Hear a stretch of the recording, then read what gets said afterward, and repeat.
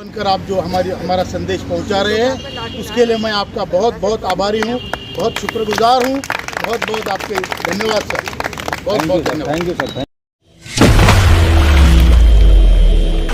महासचिव ऋषितुल्य हमारे बड़े भाई आदरणीय वीरेंद्र सिंह राजावत जी, हमारे दिल्ली के प्रमुख राष्ट्रीय सचिव आदरणीय रमेश बहुगुणा जी, दिल्ली प्रदेश के अध्यक्ष आदरणीय राणा साहब, मेरे सभी भाइयों, बड़े भाइयों, बहनों, माताओं और हमारे पत्रकार भाइयों बहनों, आज हम यहाँ पर इंडिया गेट में जमा हुए हैं। हम बहुत आशा से यहाँ पे आए हैं। इतनी कड़ाके की ठंड में आप सब लोग यहाँ पर आए, अपने स्वास्थ्य की परवाह न करते हुए आज यहाँ पर आए हैं, कम से कम नोटिस में आए हैं। ये बहुत बड़ी बात है। दिल्ली धड़क रही है, जब दिल्ली धड़केगी तो देश जागेगा। आज पूरे देश में हमारा आंदोलन बहुत विस्तार से फैल रहा है और बड़ी संख्या में लोग, बड़ी तादाद में लोग इस युद्ध में, इस न्याय की लड़ाई में शामिल हुए हैं। आदरणीय वीरेंद्र सिंह जी ने बहुत बड़ी बात कही। उन्होंने मेरे बारे में कुछ ऐसे शब्द कहे कि जो शायद मैं स्वीकार न कर पाऊँ। मैं आपको बता दूं, मैं कोई बड़ा आदमी नहीं हूँ, आपका छोटा भाई हूँ। मैं आपको राम मानता हूँ। भगवान राम को वनवास हुआ था, लक्ष्मण को नहीं हुआ था, लेकिन लक्ष्मण उसके साथ, राम के साथ वनवास में गया। 14 साल राम की हर लड़ाई लक्ष्मण ने लड़ी। ऐसा छोटा भाई होने का भाग्य आप मुझे दे दो। मैं आपका लक्ष्मण हूँ और उसी में मैं खुश हूँ। एक पत्रकार बहना ने पूछा कि आप कुर्सी के लिए कर रहे हो क्या? तो मैंने उनको बोला, कुर्सी क्या होती है? मुझे लोगों के दिल में सिंहासन मिला है, उससे बड़ी कुर्सी क्या हो सकती है? ये कुर्सी के लिए नहीं है, ये उस हमारे बुजुर्गों के लिए है जो हमारे माँ बाप है, जिन्होंने, ये विश्वकर्मा है इस देश के, जिन्होंने देश को बनाया है और जिनको इस सरकार ने उल्लू बनाया है। जिन्होंने देश को बनाया, उस सरकार ने उनको आज ये स्थिति कर दी है कि ना घर के रहे ना घाट के। आज हम अपने पैसों के लिए नहीं, पैसा तो हम क्या मांग रहे हैं? 7,500 महंगाई भत्ता, 2 लोग जी पाए, इतना ही हम मांग रहे हैं। कोई ब्लैकमेलिंग नहीं कर रहे हैं, कोई सरकार को नीचा दिखाने की कोशिश नहीं कर रहे हैं। भाई हमारा हक मांग रहे हैं, पैसे जमा किए हमने। आज हमारी घर में कीमत नहीं है। 1,000 रुपये लेके आने वाले की घर में क्या कीमत है? आज हमारी कीमत उस झाड़ू पोछे जैसी है कि हमारा झाड़ू लगा लिया और कोने में रख दिया, पूरा हमसे पोछा मरवा लिया और उसके बाद निचोड़ के, तब हम 50,000 रुपये लेके आते थे तो हमारी घर में इज्जत थी, समाज में इज्जत थी। आज हमारी इज्जत का पूरी तरह से फालूदा कर दिया इन्होंने, और इसके लिए हम खड़े हुए हैं। हम अपने वजूद के लिए, अस्तित्व के लिए, आइडेंटिटी के लिए खड़े हुए हैं। हम इस देश के बुजुर्ग हैं, कोई भी हमें लांग के नहीं जा सकता, ये हम दिखाना चाहते हैं। हमारे घर से लेके, मोहल्ले से लेके, गली से लेके, शहर से लेके देश तक,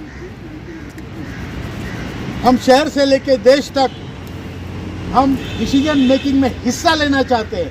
कि देश हमारा है, हमने बनाया है। आप हमें इग्नोर करके देश नहीं चला सकते। आप हमें कूड़े कचरे में फेंक के देश को स्वच्छ नहीं बना सकते। हमारा देश है, जैसे जितना आपका है उतना हमारा है, हमारे बाप का है, और हम इस देश के नागरिक हैं और हम अपना हक मांग रहे हैं। 8 साल से लड़ाई चल रही है और 10 साल पहले इसी सरकार के, इसी पक्ष ने, बीजेपी ने मार्च 2014 में वचन दिया था कि हमारी सरकार आती है तो 90 दिनों में हम आपका काम करेंगे। आज 10 साल हो गए, कोई पूछने वाला नहीं। इसका मतलब ये नहीं कि देने वाले ने सोचना नहीं चाहिए। हाँ, बाकी तो सबका काम कर रहे हैं, आपको क्या तकलीफ है भाई? हम दुश्मन हैं क्या आपके? हम सौतेले हैं क्या आपके? इस देश के सौतेले लगते हैं क्या हम? आप देखिए, एनपीएस में सरकार 14% कंट्रीब्यूशन करती है। श्रमयोगी मानधन योजना में सरकार का कंट्रीब्यूशन 100% है। मतलब अगर मैं 100 देता हूं तो सरकार 100 देती है। एनपीएस में मैं 100 देता हूं तो सरकार 14 देती है। और इस पेंशन फंड में सरकार देती है 1.16 और वो भी केवल और केवल एडमिनिस्ट्रेटिव खर्चे के लिए। तो हम कोई नहीं लगते क्या आपके? हम क्या पाकिस्तानी हैं? हम किसी दूसरे देश के हैं क्या? तो ये सवाल लेके ये जनता हम आज खड़े हैं यहाँ पे, सरकार से ये सवाल पूछ रहे हैं कि हमारा अस्तित्व, हमारा वजूद इस देश के लिए, इस सरकार के लिए कुछ नहीं है, हम कोई नहीं लगते आप। और ये लड़ाई इसके लिए है, ये हमारे लिए जीवन मरण की लड़ाई है। और हमने सोच लिया है कि हम घर में सड़ते सड़ते नहीं मरेंगे, मरेंगे तो ऐसे ही जो आज राज कर रहे हैं, कोई भी हो, किसी भी पद पे हो, ये भी अमर नहीं है। दुनिया में कोई अमर नहीं है, हम भी नहीं है। लेकिन अगर हमारा काम नहीं होता है तो हम अपने आप को तो मिटाएंगे, लेकिन आपको मिटाने के बाद मिटाएंगे।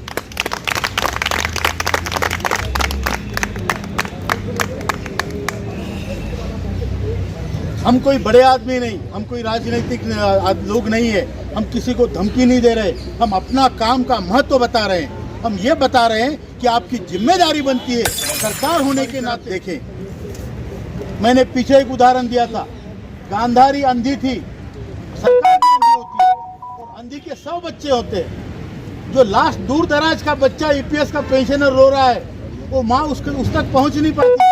बीच में दुर्योधन, दुशासन, बलाढ्य बच्चे वो आके फिर उसका दूध पी लेते हैं, फिर हम भूखे ही रह जाते हैं। तो ये आखिरी बच्चे का अंत्योदय कब होगा भाई? कब हमारी तरफ देखेगा सरकार? कब हमारी तरफ देखेगी सरकार? ये सवाल लेके हम आज यहाँ पे है।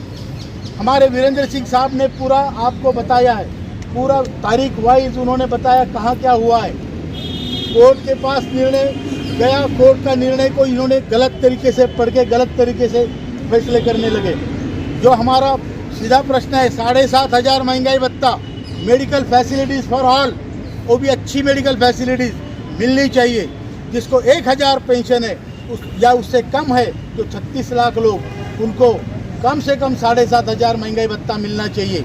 और उसके ऊपर जिसको पेंशन है, उस हिसाब से उनकी पेंशन थोड़ी बहुत बढ़ोतरी उसमें होनी चाहिए। ये हमारी मांग है।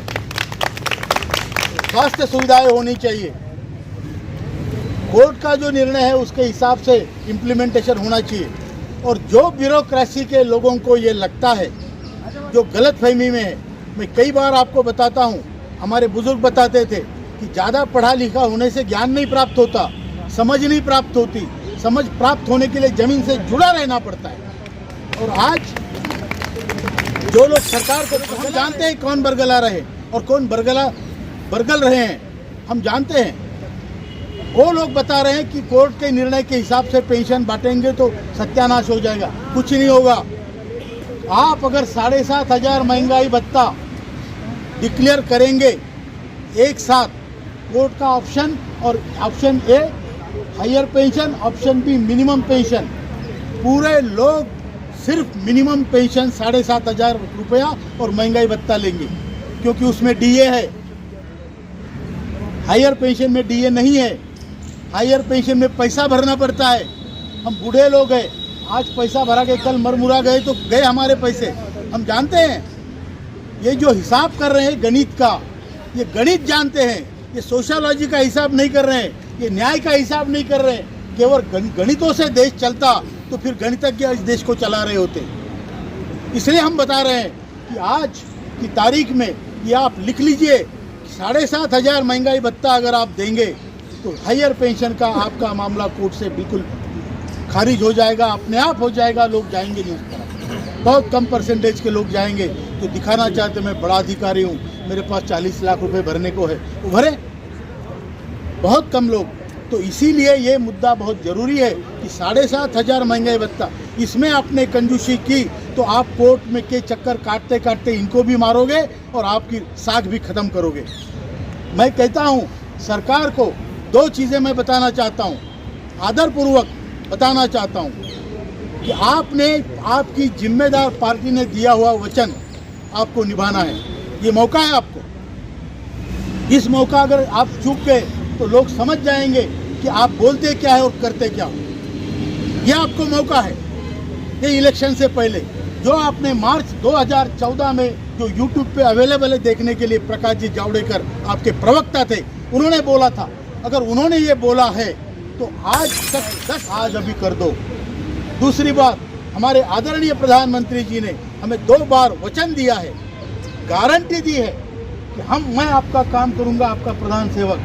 तो आज ये घड़ी आई है, ये आपकी परीक्षा है कि आपकी गारंटी कितनी सही है और कितनी गलत है।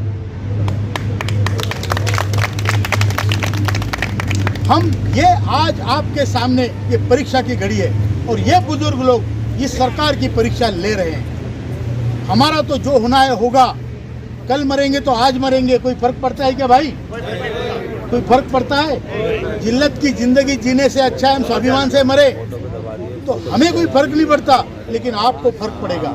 आपके वचन, बड़े लोगों के वचन में बहुत शक्ति होनी चाहिए। बराबर है कि झूठ है? राम को हम भगवान मानते हैं, राजा तो उससे भी बड़े हो गए, उससे अमीर राजा नहीं थे क्या? भगवान राम से थे, लेकिन हम भगवान राम को राम मानते हैं क्योंकि वो वचन निभाते थे, एक वचनी थे, एक पत्नी थे, ये उनकी साख थी। और उन्होंने इसीलिए केवल वानरों की सेना बना के 10 सिर वाले रावण को हराया था। तो हम राम को भगवान इसलिए मानते हैं कि वो एक वचनी थे।